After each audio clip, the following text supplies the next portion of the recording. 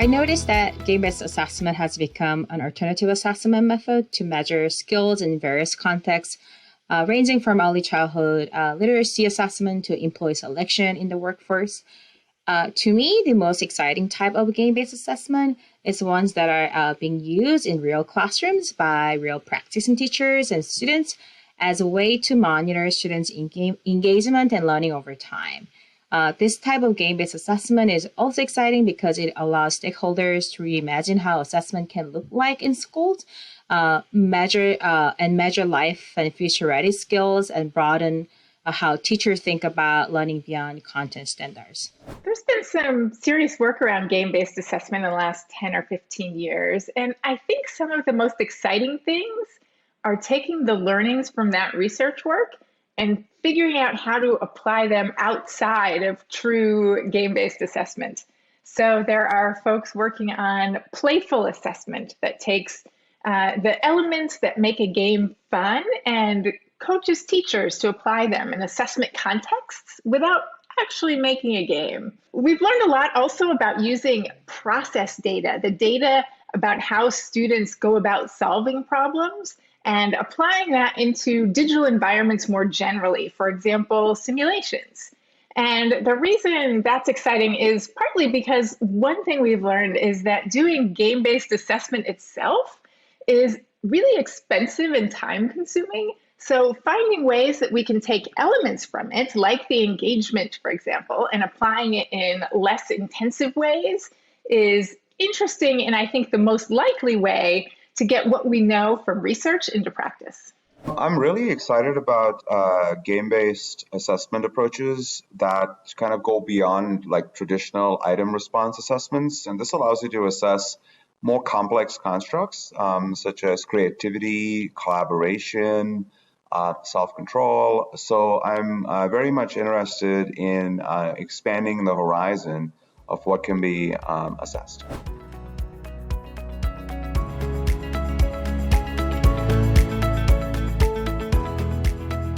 I can think of two broad directions. The first one is I think the field of game-based assessment so far has been very good at advancing technological and psychometric techniques that enable high-quality assessment in digital game environments. Yet we don't see the many games that are being used in classrooms by teachers as benchmark assessment or formative assessment in general.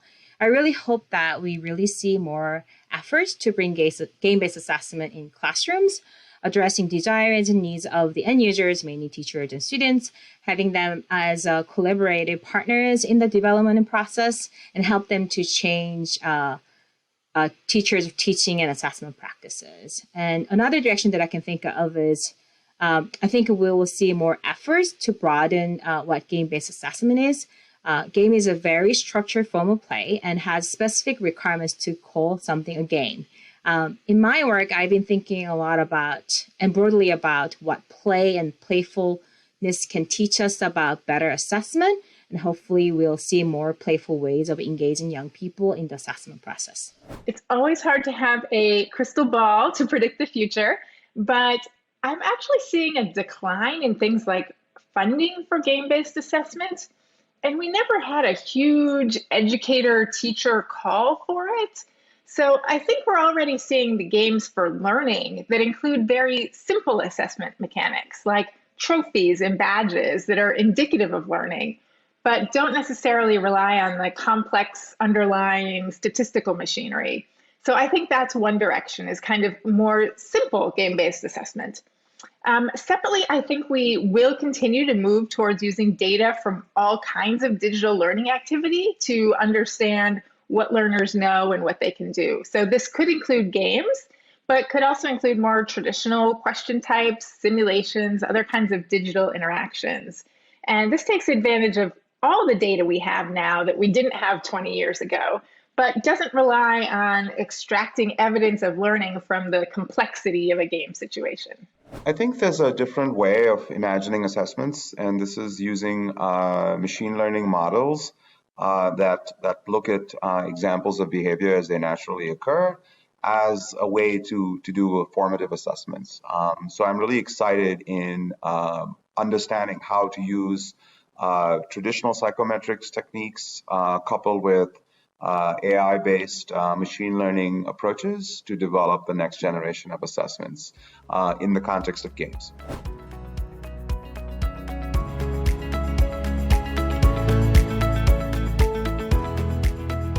When the history of educational assessment in the US shows that how technology over time has innovated assessment to increase efficiency, not validity. We shouldn't approach game-based assessment with a technocentric approach where we bluntly believe that more modeling, more technology, and more AI is better. I hope that game-based assessment doesn't become another black box or a tool that really further disadvantage most vulnerable student populations as assessment often has been in the education system. I think it's critical and responsible that game-based assessment should continue to democratize assessment by increasing transparency about what counts as evidence and how that decisions are being made and what goes into the models and so on. I think we can think about critical issues for formative assessment and then critical issues for summative assessment. So formative being the kind of less high stakes learning assessment for learning, and summative being the after we've already assessed or after we've already learned and want to understand whether someone learned or not. So on that formative side, the most critical issues are actually around scaling, production, and creation. So we have a good number of prototypes and small scale research examples of really good game-based assessments. But to make them costs time and money, and it's really people intensive. You need these cross-functional teams of content experts and assessment experts and game designers. And you have to spend time merging those kind of disparate traditions and processes and language that each of them uses. So, game designers are used to working in these quick 2-week sprints and getting feedback from a handful of users. And assessment designers are used to these big field tests and weeks of crunching the data from them to think about whether their assessments are working or not. And so by the time they've completed that, the designers are 3 iterations past them. So overall, even with the game designer's case, this is an intensive process. And the trade-offs between engagement and evidence and fidelity to the subject matter are many and need to be tested and iterated. So to make a game that covers just a week of curriculum content takes more money and more time than usually is available in budgets to create an entire curriculum. And I'm saying this as someone who worked for one of the biggest education companies in the world. So time and money costs are really greater than what educators are able to pay for them. So there's actually, as we think about the challenges for formative assessment, it's really on that production side, not the understanding side, I think. In the summative world, I think we have a lot more work to do to make sure that game-based assessment are really reliable and valid and fair. Because if we're going to use them to make high stakes decisions about things like graduation, getting jobs, all of those kinds of things, we need to be really sure that our measurements are sound. And in game-based assessments, there's a lot of noise along with the signal about what someone knows. So a lot of that work still needs to be done before I think we should be comfortable using them in those kinds of environments. There are a couple of critical issues. Let me just mention two. One of them has to do with if you come up with a new assessment, how do you validate it, right? We know a lot about how to validate traditional psychometrics assessments, but it's pretty much an open question of how you validate some of these game-based assessments, because by just correlating them with the traditional assessments is not necessarily the way to go. A second critical challenge with using more machine learning and advanced AI techniques in assessments is that of how do you ensure that the assessments are fair and unbiased?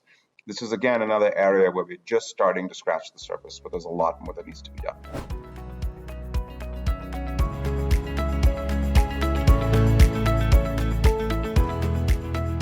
So some companies are already making game-based assessment that are being used for hiring process and so on. Yet only little is really known about what kinds of algorithms are being used and what potential biases are baked into those algorithms. Game as a medium can be biased bias depending on the genre, style, art, narrative, and mechanics, and so on. So there are always risks associated with that. In other words, how potential biases of the game as a medium interacts with assessment qualities and what can we do about that. And I think that is really important risk that we should be mindful of. There's certainly some risks and downsides here. So on the thinking about high stakes tests that are made to make high stakes decisions about people's lives, we need to really be thinking about whether these game-based assessments are ready to support that kind of application. So when we think about, for instance, whether these tests unfairly privilege those who spend a lot of time playing games, they're going to do better on the game-based assessment than people who didn't. But playing games is probably not that relevant to the actual skills we want to measure.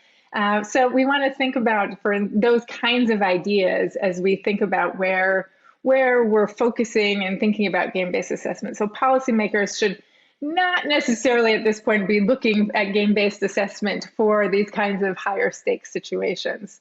Instead, we want to think about, can they be used to increase engagement in the classroom, get us better information potentially for teachers and parents that are making decisions and giving feedback to students themselves about where they have strengths and where they can continue to learn. So we want to think about how we're using these game-based assessments to avoid some of those potential risks.